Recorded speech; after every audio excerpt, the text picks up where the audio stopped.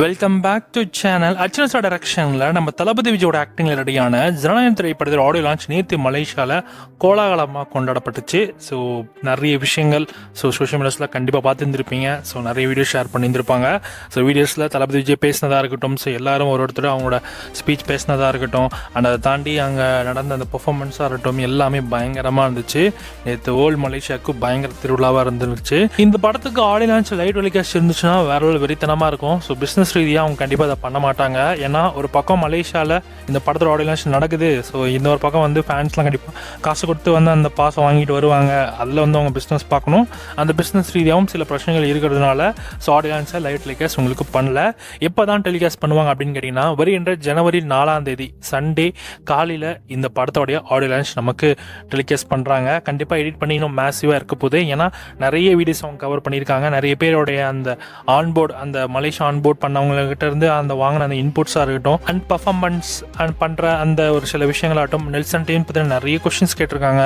And நம்ம ஹட்லி sir எல்லாருமே வந்து பயங்கரமாக நிறைய விஷயங்கள் வந்து தனித்தனியாக வச்சு வந்து கேள்விலாம் கேட்டிருக்காங்க. அதுக்கான ஆன்சர்ஸ் எல்லாமே ஒரு வீடியோ மாதிரி பக்காவாக எடுத்திருக்காங்க. அதெல்லாம் அவங்க எடிட் பண்ணி ஒரு 1 வீக் கரெக்டாக ஜனவரி 4 அன்னைக்கு இந்த படத்தோடைய ஆடியோ லான்ச்சை நமக்கு எடிட் பண்ணி நமக்கு டெலிகாஸ்ட் பண்ணுவாங்க.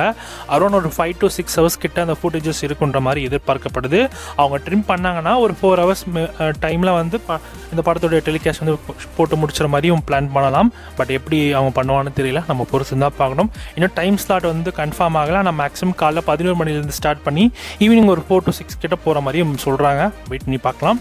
ஸோ ஒன்ஸ் டெலிகாஸ்ட் பற்றின அப்டேட் அஃபிஷியலாக வந்து என்ன டைமிங்கில் வந்து போடுறாங்க அப்படின்ற நியூஸ் வந்துச்சுன்னா கண்டிப்பாக உங்களுக்கு அப்டேட் பண்ணுறேன். இப்போதைக்கு ஜனவரி 4 அன்னைக்கு இந்த படத்தோடைய ஆடியோ லான்ச் டெலிகாஸ்ட் உங்களுக்கு ஜி தமிழில் காத்துட்ருக்கு. So stay tune. ஜி5லையுமே இந்த படத்தோட ஆடியோ லான்ச்சை அவங்க வந்து போடுற மாதிரி சொல்லியிருக்காங்க.